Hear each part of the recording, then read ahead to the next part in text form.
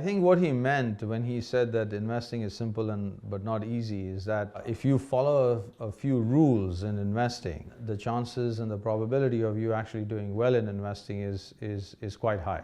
But he said it's not easy, and what he meant by that is that all the time you're bombarded with cues from the external world which actually make it difficult for you to follow the rules. So the way to think about it is that optimism forms market peaks and pessimism forms market bottoms.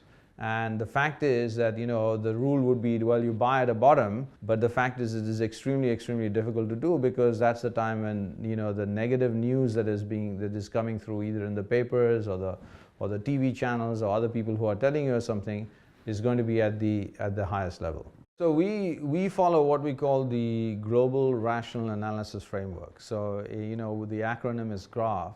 It's a kind of adaptation of something that John Bollinger, wrote about in a financial analyst journal called the Rational Analysis, Rational Investing Approach. And essentially, what he's saying is that if you are asked to do a particular, assignment, are you better off using just one tool in your toolkit, or are you better off using, as many tools that you think can do the job? And obviously the answer is that, if you find more tools to be able to do the job, as long as they have, effectiveness in doing the job, you're better off, using, all the relevant tools. You're much better off waiting for a situation where fundamental analysis says the stock is cheap. Technical analysis tells you that, the market is now beginning to see that the stock is cheap and it's coming under accumulation, or it's coming under certain kinds of chart patterns.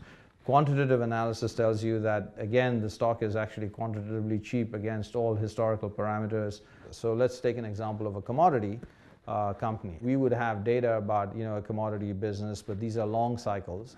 And we would also have short-term data about commodity companies. So therefore, for example, we know that if there is a particular business and the underlying commodity trades at a particular price, let's say oil, then over the last 15 years on a monthly basis, this company whose underlying economics are driven by the oil price, trades at this level relative to the oil price.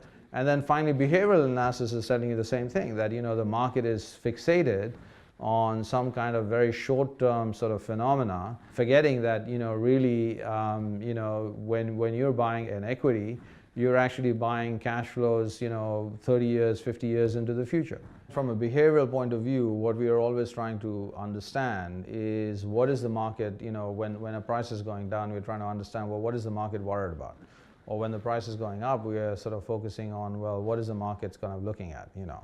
Are they extrapolating, some recent phenomena which we believe is not sustainable and not permanent in the case of the price going up? And in the case of the price going down, again, are they extrapolating some recent phenomena, in sort of saying that, well, this is going to keep on going on, until as far as the eye can see. And again, it's not sustainable. So in the case of oil, we feel that prices in the $20 to $30 range are not really sustainable, over a 3-year kind of time frame.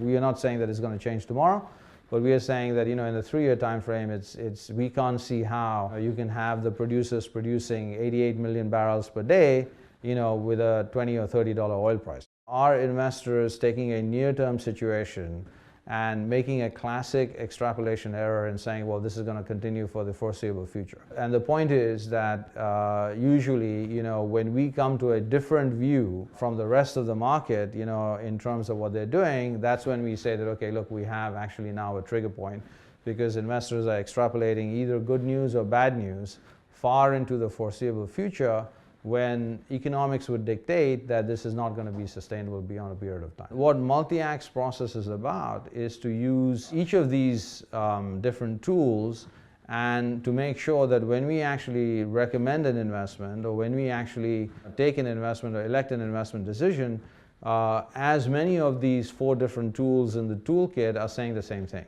The graph makes the investment process both simple and easy.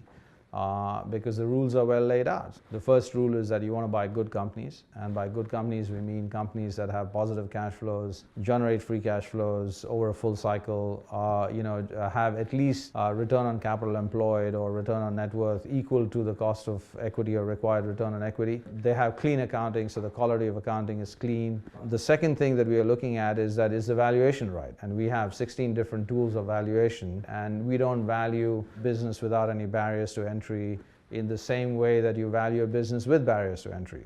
And the final thing is the timing right? And so there, we look at either behavioral analysis or technical analysis. All these three questions, which is it a good company, is the valuation right, and finally, is the timing right, is answered through the GRAF process. And so we believe that all our analysts, all our portfolio managers, they all follow the GRAF process, and as long as they adhere to the GRAF process, we can sleep well at night. I think investors can sleep well at night. In cricket, would you use batting average to evaluate a batsman as well as a bowler? Obviously not. Similarly, in valuation, you cannot use price to earnings as a valuation metric across companies. The rules that we need to apply to make good investment decisions are fairly easy to learn, but the problem is that when you actually get to a point where the investment decision has to be made, you tend to be influenced by the behavioral biases that we all suffer from.